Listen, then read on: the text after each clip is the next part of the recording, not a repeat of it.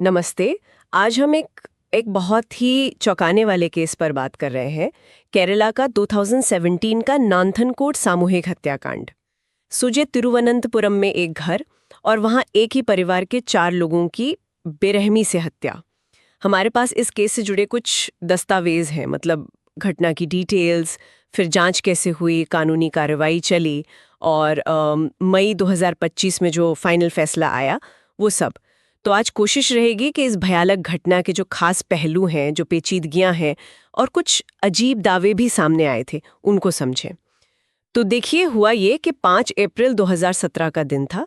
Professor राजा थंकम, उनकी पत्नी doctor gene Padma, बेटी कैरोलिन और एक रिश्तेदार ललिता, इनके शव घर पर मिले और हालत बहुत खराब थी। 3 शव जले हुए थे, एक चादर में लिपटा हुआ। शक तुरंत परिवार के बेटे कैंडेल जिनसन राजा पर गया। हाँ, और शक जाना स्वाभाविक भी था क्योंकि वो घर पर नहीं था। मतलब ऐसी घटनाओं में अक्सर शक घर के ही किसी सदस्य पर जाता है पहले, पर यहाँ हालात बहुत ही विभत्स थे। जांच में जो बातें सामने आईं वो तो होश उड़ा देने वाली थी। क्या क्या पता चला जांच में? पता चला कि उसने हत्या से पहले पुतलों पर प्रैक्टिस की थी, गला काटने की। बाकायदा वीडियो देखे थे इसके लिए। और हत्या वाले दिन शायद खाने में कीटनाशक मिलाने की भी कोशिश की थी। और सबूत भी मिले, जैसे उसके कपड़ों पर पीड़ितों का खून और वो हथियार, कुल्हाड़ी, चाकू, वो सब। ये तो बहुत सोची समझी प्लानिंग लगती है। मतलब ऐसा नहीं कि अचानक गुस्से में कुछ हो गया। ये तो पूरी तैयारी के साथ किया गया लगता है। सही कहा। लेकिन यही सवाल उठता है कि आखिर इतना सब क्यों? मकसद क्या था? हाँ, यहीं आकर मामला थोड़ा पेचीदा हो जाता है।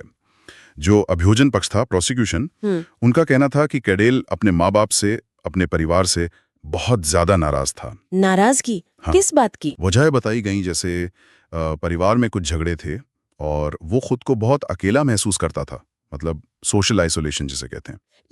लेकिन एक और थ्योरी भी तो आई थी, वो थोड़ी अजीब सी। हाँ, वो एस्ट्रल प्रोजेक्शन वाली बात, सूक्ष्म शरीर यात्रा।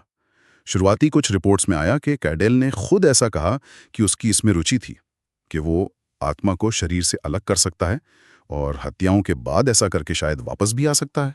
क्या? मतलब ये तो बहुत ही। हाँ, बहुत अजीब दावा था और इस पर काफी बहस भी हुई। इसे साबित करना भी तो मुमकिन नहीं था। कुछ रिपोर्ट्स में यह भी आया कि शायद हिंसक वीडियो गेम्स का असर हो। तो एक तरफ ये गहरी नाराजगी वाली बात, दूसरी तरफ ये एस्ट्रल प्रोजेक्शन जैसा अजीब दावा। अदालत के लिए तो बहुत मुश्किल रहा होगा तय करना कि असलियत क्या है, खासकर जब उसकी मानसिक हालत पर भी सवाल थे। बिल्कुल, कोर्ट में यह सबसे बड़ा मुद्दा बना। जो बचाव पक्ष था, डिफेंस, उन्होंने दलील दी कि कैडेल सिजोफ्रेनिया से पीड़ित है। ये एक गंभीर मानसिक बीमारी होती है। अच्छा, सिजोफ्रेनिया। हाँ। और उन्होंने सबूत भी दिए होंगे। हाँ, उन्होंने कुछ मेडिकल रिकॉर्ड्स वगैरह पेश किए।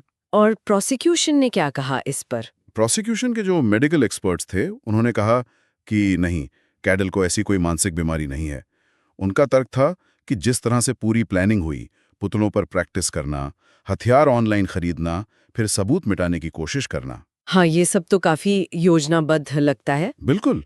तो उनका कहना था कि कोई गंभीर मानसिक रोगी इस तरह से सब कुछ प्लान नहीं कर सकता। और डिजिटल सबूत, उनका क्या रोल रहा? आजकल तो ये बहुत अहम हो गए हैं। हाँ, बहुत अहम।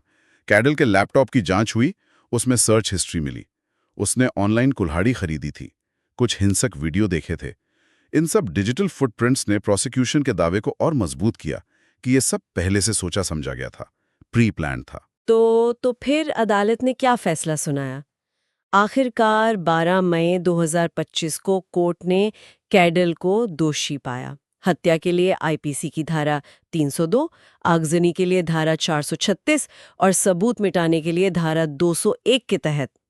प्रोसिक्यूशन ने तो इसे रेयरेस्ट ऑफ रेयर केस बताते हुए मौत की सजा मांगी थी। लेकिन मिली क्या सजा? मौत की सजा नहीं मिली। अगले ही दिन 13 मई को अदालत ने कैडेल को आजीवन कारावास की सजा सुनाई, उम्र कैद, और साथ में 15 लाख रुपए का जुर्माना भी लगाया। ये जुर्माना मुआवजे के तौर पर केस के मुख्य गवाह, जो कैडेल के चाचा थे जोस, उन्हें दिया जाना था। तो मतलब एक इतना भयानक अपराध, मकसद पर इतने सवाल, मानसिक स्वास्थ्य की इतनी जटिल बहस और अंत में सजा हुई आजीवन कारावास।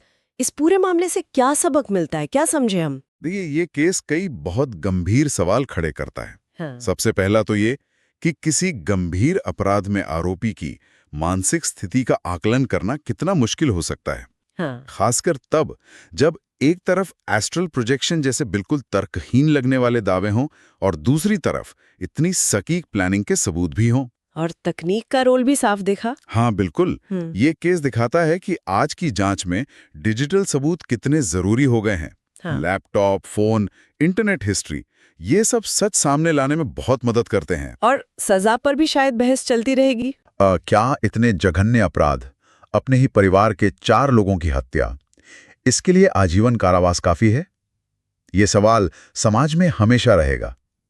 पर एक और गहरा सवाल यहाँ ये उठता है कि समाज उन इरादों को कैसे समझे जो हमारी समझ से ही परे लगते हैं, जैसे वो एस्ट्रल प्रोजेक्शन वाली बात, खासकर जब वो इतनी सोची समझी योजना के साथ किए गए अपराध से जुड़े हों।